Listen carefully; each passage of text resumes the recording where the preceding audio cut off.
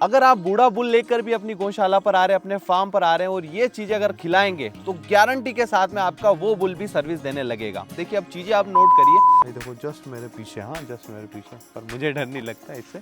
हमारी दोस्ती अच्छी है, क्यों भैया? ये देखो। हेलो नमस्कार दोस्तों, आप सभी लोगों का बहुत बहुत स्वागत है हमारे फार्मर्स शो इसके एक और जबरदस्त व्लॉग में। दोस्तों मेरा नाम है राम परमार, पीछे देख रहे हैं हमारे गिर गायों का फार्म। दोस्तों आज है ना आपको हमारे नए बुल के बारे में कुछ इंटरेस्टिंग बातें बताने वाले हैं। जब से अपना नया बुल अपने फार्म पे आया ना, आपको पता ही होगा 20 दिन तो ये स्टार्ट ही नहीं हुआ था, फिर ये अभी अभी अच्छे तरीके से स्टार्ट हो गया। तो ऐसा हमने क्या कर दिया कि स्टार्ट हो गया, आपको सारी इन्फॉर्मेशन बताने वाला हूँ। और भाई चलो चलते हैं और बुल को आपको दिखाते हैं। और भाई जिन लोगों को ये दिक्कत आती है ना, उन लोगों के पास में इस वीडियो को शेयर कर दीजिए, क्योंकि आज जो सॉल्यूशन बताने वाला हूँ ना, एक नंबर, बिल्कुल एक नंबर और देसी इलाज बताने वाला हूँ। चलो अब चलते हैं फटाफट से। और आज देखो भाई अपने फार्म पे सारी की सारी गायें उधर है, क्योंकि वहाँ पर ये छाँव में खड़ी है। आज टेम्परेचर अच्छा खासा हो रहा है। सारी गायें देखिए बिल्कुल झुंड बनाकर, ये देखिए थोड़ा सा जूम करता हूँ, देखिए सब के सब वहाँ पे पेड़ के नीचे खड़ी है। यहाँ पे हमारी बछड़ियाँ भी छाँव में खड़ी है। अब देखो इधर हमारे छोटे छोटे बछड़े और बछड़ियाँ भी कुछ छाँव में बैठी हुए हैं, कुछ धूप में बैठे हैं। बगलीनो यहाँ पे खाने में बिजी है। इधर आप देख लो अपनी छोटी छोटी बछड़ियाँ, लक्ष्मी बैठी हुई इधर। आप देखो सबके सब बहुत प्यार से आराम कर रहे हैं। यहाँ पे देखो सबके सब बहुत शांति से बैठे हुए हैं। उधर सारी गायें खड़ी हुई है। बगली क्या हाल है? ये देखो, इसको खाने देते हैं। चलो अब उधर चलते हैं। और आज है ना अपनी सारी गाय चर के आ गई है, उस साइड गई थी चरने के लिए। और भाई अभी जैसे जैसे दिन बीते जा रहे हैं वैसे वैसे ही गर्मी धीरे धीरे धीरे धीरे करके बढ़ती और बढ़ती जा रही है। धीरे धीरे मुझे लग रहा है ना यहाँ पे फिर मुझे या तो सुबह जल्दी आके वीडियो बनानी पड़ेगी या फिर शाम को थोड़ा लेट वीडियो बनानी पड़ेगी, क्योंकि टेम्परेचर ही इतना ज़्यादा यहाँ पे हो जाएगा। धीरे धीरे करके, अभी नहीं होगा, अभी तो कुछ दिन तो आराम से कर सकते हैं। अभी तो फरवरी चल रही है, फिर मार्च भी शायद आधा निकल जाए और उसके बाद शायद बढ़ेगी, पर अभी तो बढ़िया चल रहा है, अभी तो कोई दिक्कत नहीं। अभी देखो सबके सब गायें यहाँ पे आराम से आ गई है और यहाँ पे आराम से अब खड़ी है। थोड़े टाइम के बाद सबके सब ये बैठ जाएगी, ये देखो, क्योंकि अभी थोड़ा टाइम पहले ये चर के आई। और ये आज छोटी सी बछड़ी इधर आ गई गलती से, तो इसे उस साइड में ले जाना पड़ेगा, नहीं तो सब इसको मारेंगे यार। वो देखो वो डर रही है, पहले तो उसको ले जाना पड़ेगा मुझे। ये पता नहीं है ना, हो जाता है कई बार, तो मैं उसको लेके आता हूँ फटाफट से। ये देखो, चलो चलो चलो चलो चलो चलो, आ जाएगी वो, उसको पता है, वो खुद डर रही है बड़ी गायों से। इसको इधर से साइड से लेके चलेंगे। आ जाओ आ जाओ आ जाओ, आराम से आराम से आराम से आराम से। नहीं इधर नहीं, इधर नहीं। ये देखो वो उस गेट में जा रही है, पर इसको इस वाले गेट से सीधा अंदर कर देंगे। आजा आजा आजा आजा आजा आजा, बस आ गई।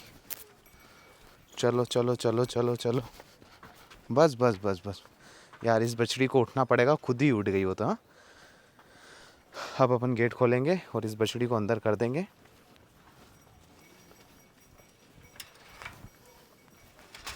ये देखो खुद ब खुद जाएगी अंदर ये देखो।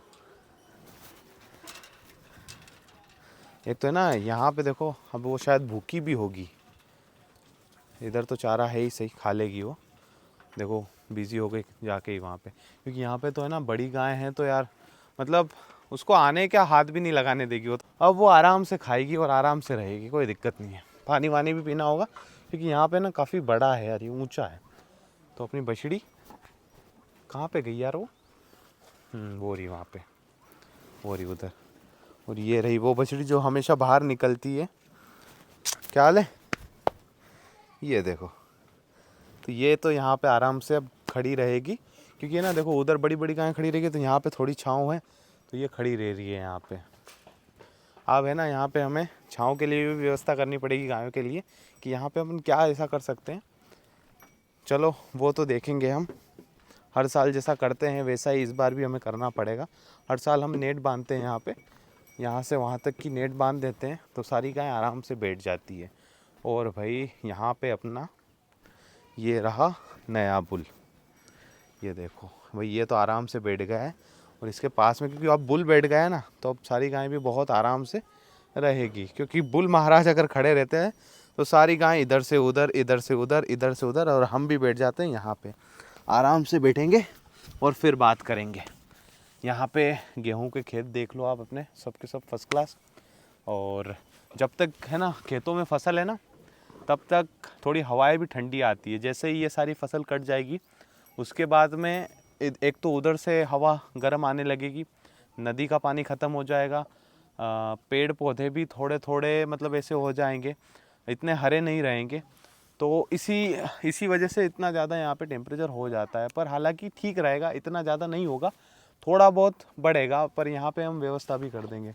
और ये रहा अपना नया बुल, भाई देखो जस्ट मेरे पीछे, हाँ जस्ट मेरे पीछे, पर मुझे डर नहीं लगता इससे, हमारी दोस्ती अच्छी है। क्यों भैया? ये देखो कोई दिक्कत नहीं, उसे कोई दिक्कत नहीं 1% की।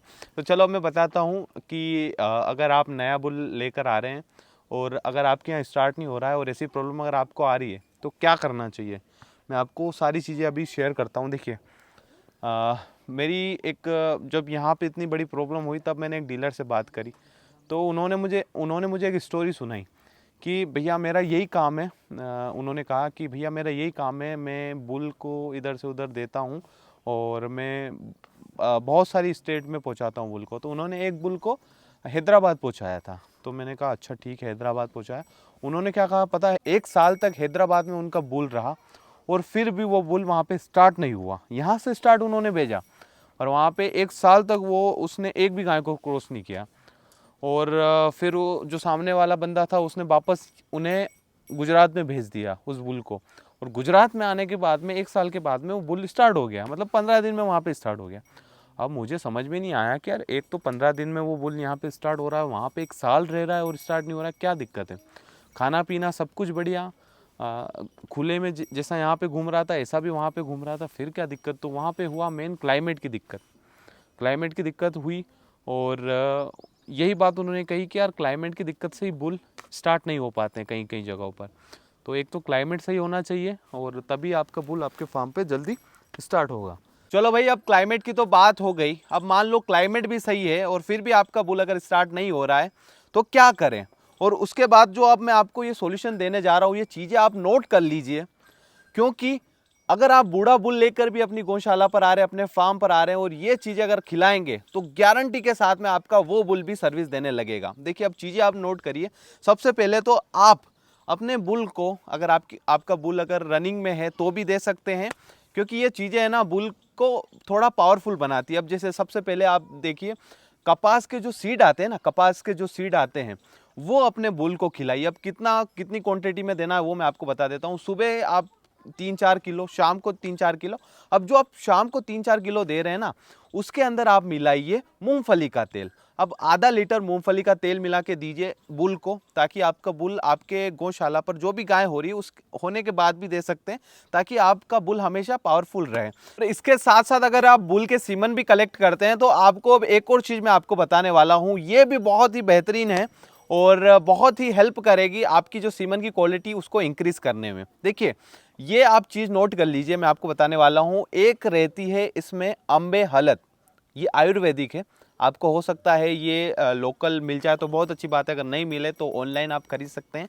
इसके बाद में अब आपको बताने वाला हूँ मैं सफ़ेद मूसली। ये दोनों चीज़ें आपको अपने बुल को देनी है और कितना कितना देना है वो भी आपको बताता हूँ। आप जो बाटा खिला रहे हैं उसमें मिक्स करके दीजिए, क्योंकि ये चीज़ें मुझे उन लोगों ने शेयर की है जो कि ये काम करते हैं, सीमन का काम करते हैं और बुल का और गौशाला का, बड़ी बड़ी गौशाला जो चलाते हैं उनसे मैंने ये चीज़ें पूछी और उन्होंने मुझे बताई, तो मुझे लगा आपको भी शेयर करनी चाहिए। तो उन्होंने ये चीज़ें, 2 चीज़ें मुझे बताई है। अब इनको कैसे देना है आपको, 50 ग्राम एक चीज़, 50 ग्राम दूसरी चीज़, मतलब दोनों को 50-50 ग्राम करके सुबह शाम 100-100 ग्राम अपने बुल को देनी है। अब आप ये चीज़ें जब भी कलेक्ट कर रहे हैं, सीमन कलेक्ट कर रहे हैं, तो उस समय दे दीजिए। इससे स्पर्म की क्वालिटी बेहतरीन मिलेगी और रिजल्ट काफ़ी बेहतरीन आएंगे बुल के। तो ये चीज़ आप ट्राई कर सकते हैं। और मुझे आप ये बताइएगा कि देखिए लोग तो अब बहुत सारी बातें बोलेंगे कि यार मार्केट में बहुत सारी चीज़ें हैं, हम मेडिकल से जाकर ये चीज़ें लेकर आ जाएंगे और ये टॉनिक पिला देंगे बुल को तो सारी चीज़ें सोल्व हो जाएगी, ऐसा वैसा। पर हमारी घरेलू चीज़ें ही इतनी ज़्यादा है ना, मतलब इतनी, क्योंकि देखिए आज आयुर्वेद में हमें नहीं पता है, पर बहुत सारी चीज़ें हैं जो कि हर एक प्रॉब्लम का सोल्यूशन हमारे पास में है, बस हमें पता ही नहीं है। तो लोगों को पता ही नहीं है चीज़ें, तो वही है ना। तो हो सकता है आप अब टॉनिक के बारे में पूछोगे कि यार टॉनिक भी है, ये सब चीज़ें हैं, पर अगर अपने पास में घरेलू चीज़ें हैं और सस्ती चीज़ें हैं तो हम वो क्यों यूज़ ना करें, मुझे आप वो बताइए। अब दोस्तों मुझे आप बताइएगा आपने कौन कौन सी चीज़ें ट्राई करी है और आपको किन चीज़ों से रिजल्ट मिले, मुझे वो कमेंट बताइएगा। और भाई ऐसे इंटरेस्टिंग व्लॉग देखने हैं तो चैनल को सब्सक्राइब करो, ढेर सारे इस वीडियो को शेयर करो, और मैं मिलता हूँ हमारे अगले व्लॉग में। तब तक के लिए जय हिंद, वंदे मातरम।